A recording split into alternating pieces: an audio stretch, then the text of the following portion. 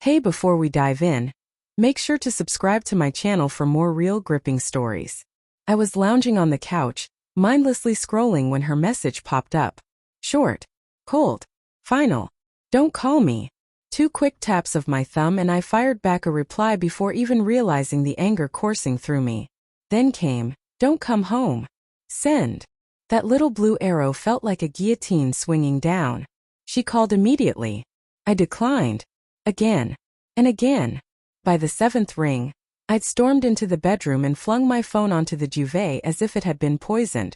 The screen kept lighting up. Sarah. Sarah. Sarah. Every ping felt like a needle digging under my skin. I paced barefoot across the cold hardwood, feeling its grooves bite at my feet the same way her words were gnawing at me. 8 years. 8 years of her drifting to sleep on my chest while a documentary about penguins played quietly in the background.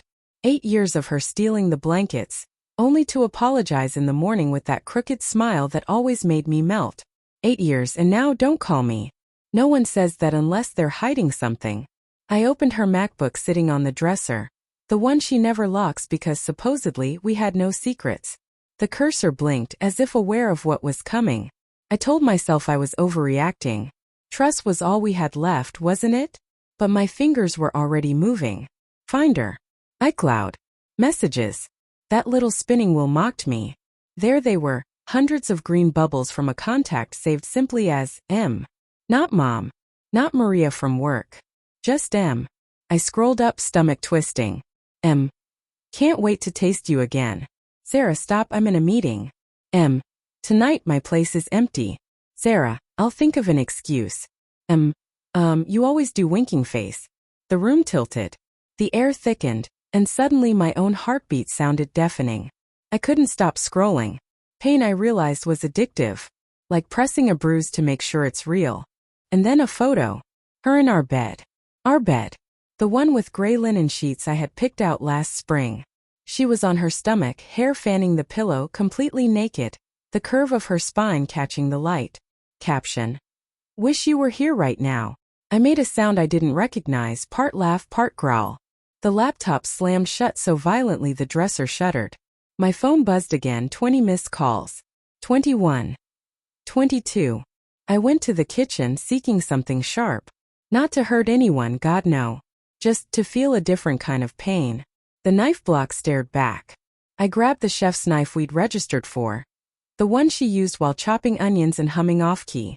I pressed the cold steel to my forearm, wondering if this was what losing your mind felt like. The front door rattled.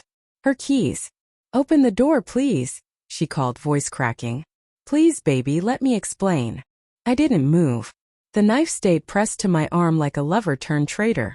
I know you saw, she said through the wood. I know you read everything. I'm so sorry. So effing sorry. Sorry. That cheap word again. Another rattle, then a soft thump, her forehead against the door. I pictured it perfectly. It didn't mean anything, she whispered. It was stupid. An escape. You've been distant and I said loudly enough for her to hear, voice gravel poured over glass. Don't you dare put this on me. Silence. Then the sound of her sliding down the door until she sat on the welcome mat we'd bought in Lisbon. Ugly, hiccuping sobs that she only let out when she thought no one was listening. I opened the door. She looked up, mascara streaked, lips trembling. For a terrible second I almost fell to my knees and held her. Muscle memory is cruel. Who is he? I asked. She swallowed. My boss, of course. The late nights. The new perfume. Lipstick even on Saturdays. How long? For months. While I planned a surprise weekend in Vermont. While I learned her mother's biryani recipe because she missed home. Months of her returning to me. Someone else still lingering on her skin. I laughed, short, sharp, involuntary. Get your stuff, I said. 10 minutes. She stood, legs unsteady. Where am I supposed to go? That sounds like your problem, I said, tasting metal in my mouth. She stepped in, eyes catching the knife in my hand. I hadn't realized I was holding it. I set it on the counter, blade away like basic decency still mattered. She moved toward the bedroom, shoulders slumped as though trying to occupy less space in the world. I followed at a distance, watching her pull a duffel from the closet, The same one we took to Iceland when we swore routine wouldn't destroy us. Hands trembling, she folded clothes. I still love you, she said softly to a sweater. That never changed. I leaned against the doorframe. Love doesn't slip out at 2 a.m. Love doesn't lie for 4 months. Love doesn't send naked pictures from the bed we chose together. She zipped the bag. The sound was deafening. At the door, hand on the knob, she said, I ended it tonight. Before I texted you, I told him it was over. That's why I said don't call me. I didn't want you hearing his name by accident. I stared. The hallway light cut harsh shadows across her face. For the first time in 8 years, she looked like a stranger wearing my girlfriend's skin. 20 missed calls, I said. Not from him. From you. She met my eyes, guilt radiating, sucking the air out of the room. I was scared, she whispered. Scared of losing you. Scared you'd never forgive me. Scared I ruined the only thing that ever felt like home. I stepped aside. She passed with her bag slung over her shoulder, pausing once.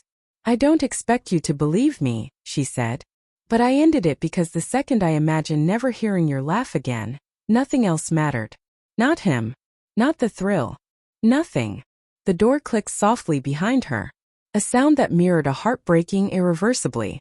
I stood in silence, then picked up my phone. 20 missed calls. 20 voicemails I would never listen to.